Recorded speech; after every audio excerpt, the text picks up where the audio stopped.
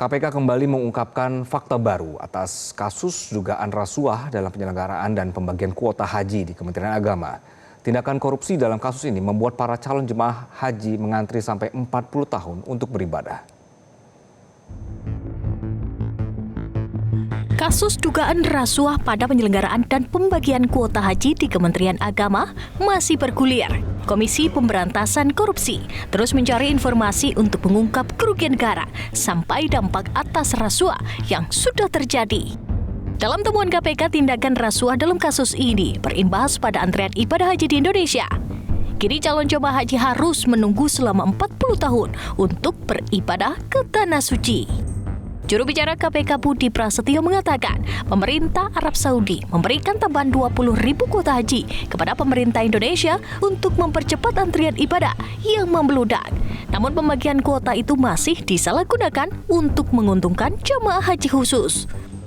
Sejatinya 92% dari total kuota haji tambahan itu harus diberikan untuk jemaah haji reguler di Indonesia. Namun mantan Menteri Agama Yakut Khalil Qomas malah membaginya rata dan membuat jemaah haji reguler dirugikan, sedangkan jemaah haji khusus diuntungkan.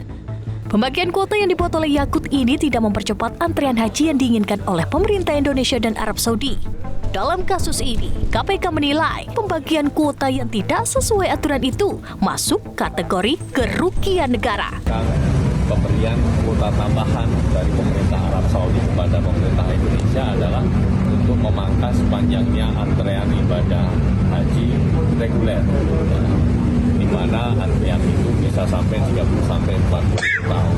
Atas permasalahan yang disampaikan oleh pemerintah Indonesia kepada pemerintah Arab tersebut, kemudian kita diberikan tambahan sejumlah 20.000. Nah, soal proses diskresi, distribusi kuota, jual beli kuota, hingga soal aliran uang dari para biro travel ini kepada oknum-oknum di Kementerian Agama. Sementara itu banyak pihak mengkritik KPK soal penerapan pasal kerugian negara dalam kasus dugaan rasuah pada penyelenggaraan dan pembagian kuota haji di Kementerian Agama.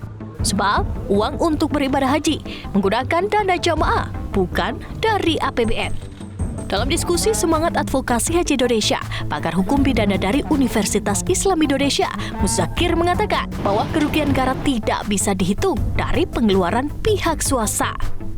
Dirinya menilai hitungan kerugian negara bisa dilakukan jika ada uang negara yang digunakan dalam sebuah proyek atau program pemerintah yang dikorupsi. Muzakir meyakini biaya perjalanan haji yang dikeluarkan oleh calon jemaah bukan kategori uang negara. Dalam kasus ini, jemaah haji juga dinilai bukan orang yang bisa merugikan negara karena tidak memiliki kewenangan dalam mengatur kuota haji dan memberikan kebijakan.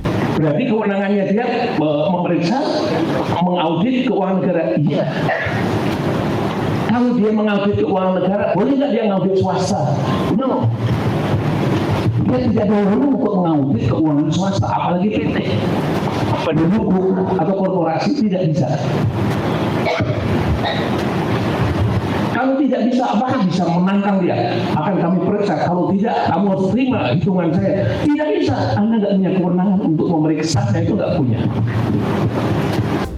Dalam kasus ini, KPK telah menetapkan ex-Menteri Agama Yakut Khalil Qomas dan mantan staf khusus Menteri Agama Isfah Abidal Aziz alias Gus Alek sebagai tersangka.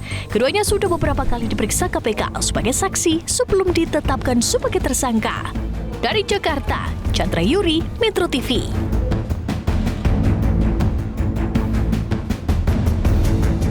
Jelajahi cara baru mendapatkan informasi. Download Metro TV Extend sekarang.